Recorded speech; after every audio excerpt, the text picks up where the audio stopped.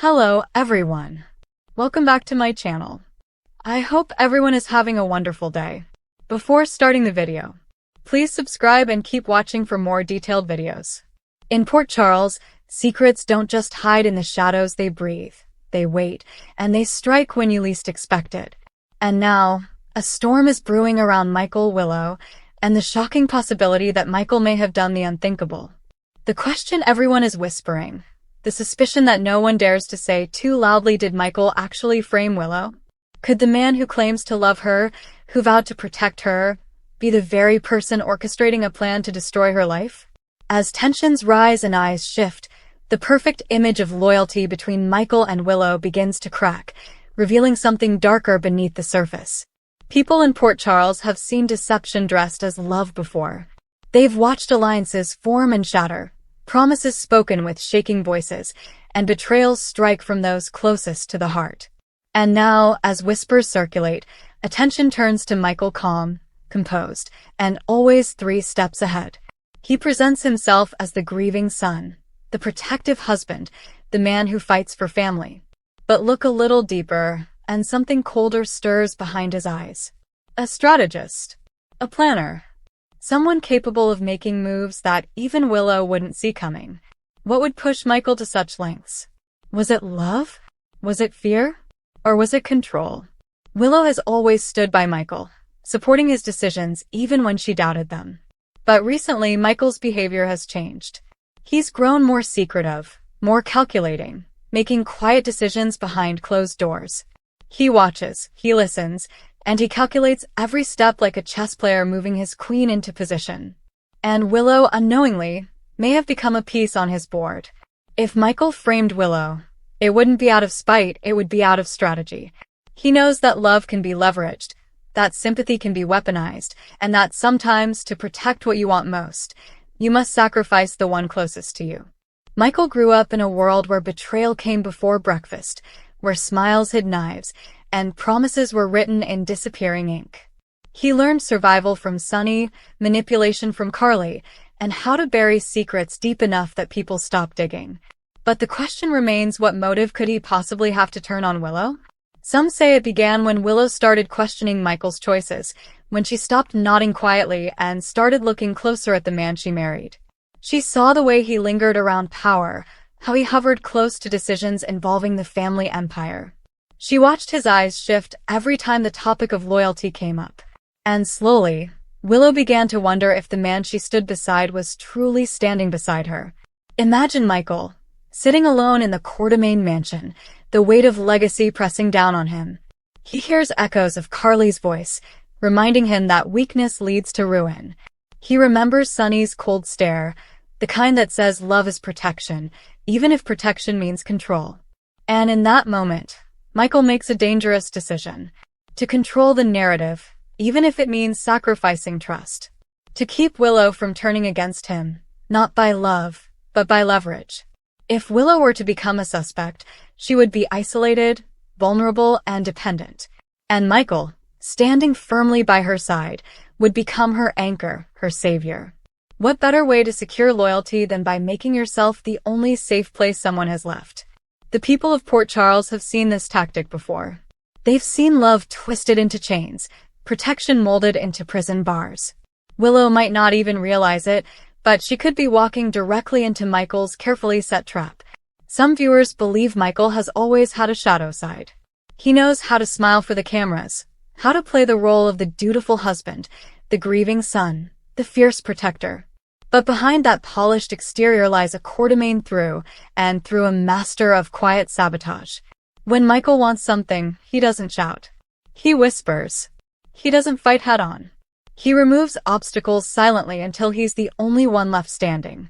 And if Willow ever became an obstacle to his plan, whether she realized it or not, Michael might have done exactly what people are fearing now. Picture the scene. Evidence appears suddenly. Too suddenly. Pieces line up too neatly, clues fit too perfectly, as if placed intentionally. Willow stands shocked, confused, unable to understand how her fingerprints, her connections, her timeline align with something she never did. And Michael appears, concerned, supportive, wrapping an arm around her shoulders, promising to fix everything. But what if that arm isn't comfortable? What if it's a lock clicking shut? Michael has always known how to manage perception. To the outside world, he is the hero. But heroes, in Port Charles, have been known to wear masks. And masks are easy to rearrange depending on who's looking. If Michael truly orchestrated this, he would do it cleanly, silently, without even a flicker of guilt crossing his face. Because in his mind, it's not betrayal. It's a strategy. It's protection twisted into control. And Willow, trusting, loving, would never see it coming. She would look into his eyes, searching for comfort, never realizing she is staring into the gaze of the one who set the plan in motion. It's a horrifying thought, and yet, the more one looks, the more it begins to make sense. Michael's timing, his sudden involvement, his eagerness to lead the investigation in Willow's defense, it all feels rehearsed, precise, like a script he wrote long before the first accusation ever surfaced. Was there a moment when Willow unknowingly gave Michael the opening he needed? A comment, a hesitation, a moment of doubt? Perhaps she questioned a decision, hesitated in her loyalty, and in that hesitation, Michael saw vulnerability as a risk to his control. And when a man like Michael detects risk, he doesn't wait. He moves first. He secures the narrative. He eliminates uncertainty, even if that uncertainty comes from the woman he promised to love. And here lies the darkest possibility. What if Michael believes he's doing this for her own good? Manipulation, when wrapped in love, becomes poison disguised as medicine. He might truly believe that by framing her, by isolating her, by making her dependent on him, he is protecting her from something worse. Because in Michael's mind, danger isn't just guns and secrets. Danger is freedom, independence. The moment someone you love sees too clearly, and every time Michael stood silently while others argued, every time he observed before acting. That patience wasn't passiveness. It was calculation. Every pause was a strategy.